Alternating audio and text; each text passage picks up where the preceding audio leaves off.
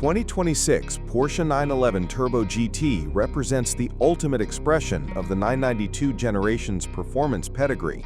Under its sculpted carbon fiber skin lies a heavily reworked version of the twin-turbo 3.8-liter flat-six, now packing a staggering 720 horsepower and 800 pound-feet of torque.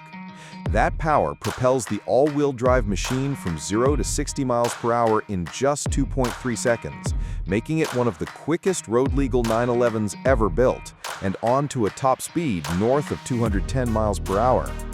Visually, the Turbo GT is unmistakably Porsche.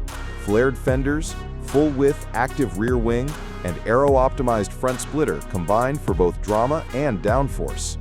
Lightweight carbon ceramic brakes, magnesium-forged wheels, and bespoke Pirelli Trofeo R tires underscore its track intent. Inside, the focus is equally relentless. Minimalist sport seats, Alcantara-clad trim, and a quick-release steering wheel remind you that luxury is secondary to lap times.